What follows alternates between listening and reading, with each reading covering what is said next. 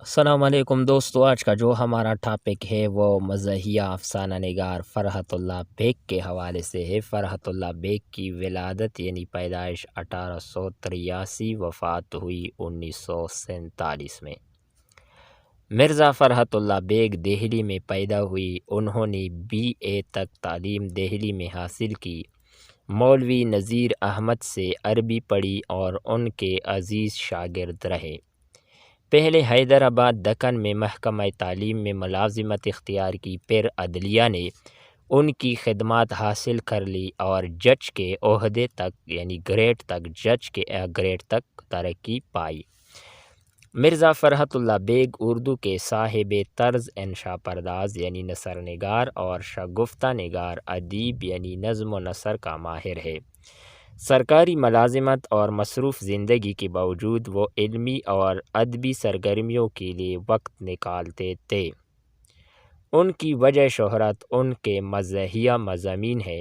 ان کی ظرافت سنجیدہ مگر اتنی رسیلی ہوتی ہے کہ پڑھنے والا اس کے مزے کو فراموش یعنی بھلا نہیں کر سکتا۔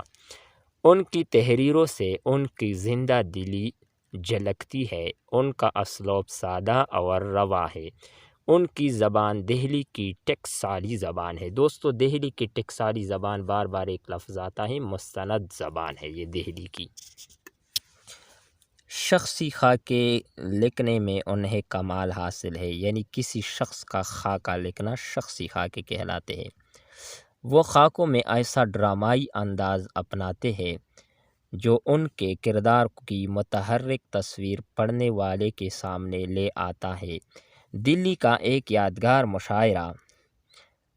مشاعرہ میں شاعروں کی ایسی تصویر کشی کی گئی کہ ایک ایک شاعر آنکھوں کے سامنے چلتا پھرتا دکھائی دیتا ہے۔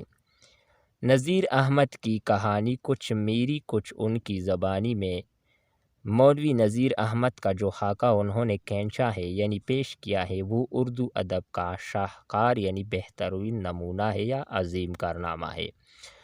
ان کا بڑا کارنامہ یہ ہے کہ ان کے مضامین میں سے پرانی تہذیب کے ان پہلو پر نظر پڑتی ہے جن تک رسائی کسی دوسری طرح ممکن نہ تھی۔ اس کا ثبوت ان کے دو مضامین نئی اور پرانی تہذیب کی ٹکر اور پھول والوں کی سیر سے بخوبی ملتا ہے۔ دوستو، یہ تھی ہماری آج کی ویڈیو مزاحیہ نثر نگار فرحت اللہ بیگ کے حوالے سے۔ امید کرتے ہیں کہ آپ کو یہ ویڈیو پسند آئی ہوگی۔ نیکسٹ ویڈیو کے ساتھ دوبارہ ملتے ہیں۔ اللہ حافظ۔